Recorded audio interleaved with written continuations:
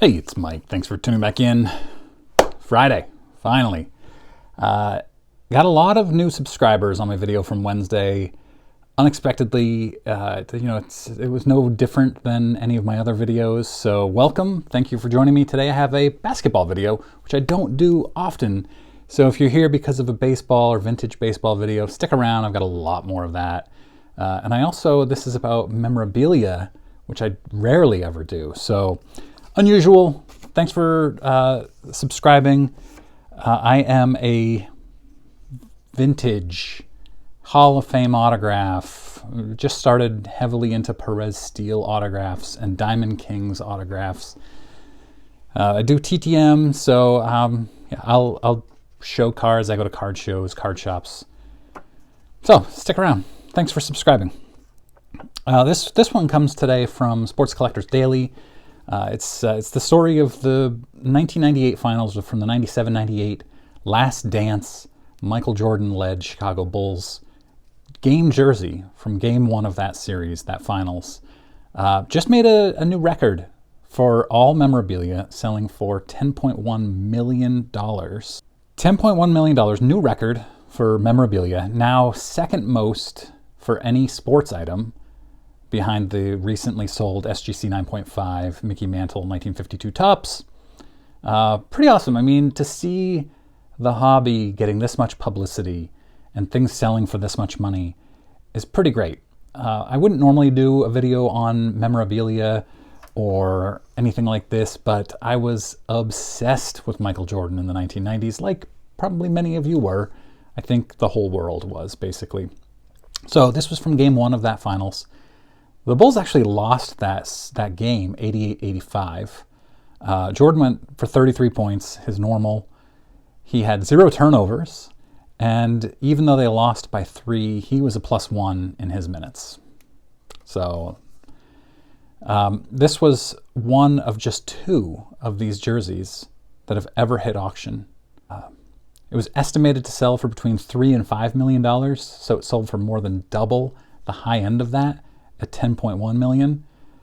Of course, Jordan obviously is the most famous basketball player ever, maybe the most famous athlete ever, and made even more famous because of The Last Dance, which was undeniably great, that just happened to come out right during peak COVID when everybody was inside. So perfect timing for that documentary. So how do you authenticate a jersey, a game-worn jersey like this? It's actually authenticated by a company called May Gray. I might be mispronouncing that. M-E-I, and then a capital G-R-A-Y, May or My Gray. They specialize in jersey authentication. And so I went to their website just to see how they authenticate. And actually their Facebook was more informative, I feel like, because they talked specifically about this jersey. They use Getty Images. They obviously you have to buy a subscription to Getty, I think, and they use Getty Images, hundreds of Getty Images from that game and that series to authenticate a jersey. And they also do, in other cases, and they didn't cite interviews in this one, but they also do interviews of subjects who wore it or are familiar with it or were part of the game, or in some cases designers of those materials. So I thought that was really interesting. They also showed what they felt matched up in the jersey and in the pictures and why it was authenticated. I like that a lot. I was just looking at Derek Jeter's new venture, Arena Card Grading. I'm not sure what the whole company name is, but Arena. And they actually show you why their cards graded what they did. And they show you flaws in it. And there's a lot of value in that. I wish PSA and SGC would do something like that.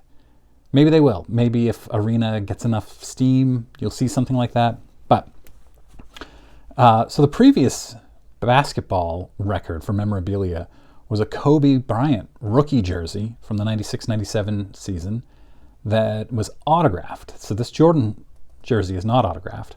Kobe Bryant one, autographed, sold for $3.7 million. So this went for almost 3 times that amount, and it wasn't even autographed. The prior game-worn record belongs to Diego Maradona. I'm not a soccer guy or a football depending on where you're from in the world. But Diego Maradona, 1986, the Cup semifinal win versus England. He had the Hand of God goal, and that jersey sold for $9.3 million and had been the record for a long time for game-worn jerseys. Now, Kobe was the game-worn record for basketball. Diego Maradona, game-worn across all sports. But now it's Jordan. Speaking of Jordan, I was very interested in the new Upper Deck Metal Universe Champions set that just came out. Metal Universe, the PMGs, Precious Metal Gems out of, was it 97 Upper Deck or 98, are iconic. And so I thought, I've got to have this new set. I want to have one pack out of here. And the packs go for $60 to $75. But they are a little odd looking, in my opinion. I don't know. If you've seen them, let me know what you think in comments. But Jordan does have autographs in that set. He's exclusive to Upper Deck. I'm actually hoping that Fanatics, who has already bought Topps and is probably buying Panini, although I haven't heard anything official yet, just a lot of sources say, I'm hoping that they'll buy Upper Deck so you get guys like Michael Jordan and Tiger Woods, and there are a bunch of other guys they have exclusive contracts with. I'd love to see. I think they have an exclusive contract with LeBron for autographs. Anyway, yeah. I'm with the chance at a Jordan autograph. I'll probably still buy one pack just to open it. I'll probably open it on a video here. I think that would be fun. They just look weird, and they have, like, I saw a chef in there. I've never heard of probably 75% of the checklist, so I have a hard time getting really interested in that. Let me know in comments also, what is your best piece of memorabilia or game-worn material? Is it in a card? Is it out of a card, just like a standard memorabilia piece? I'd be really curious. Let me know in comments.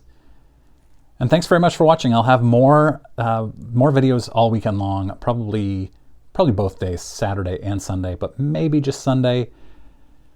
All right, thanks again.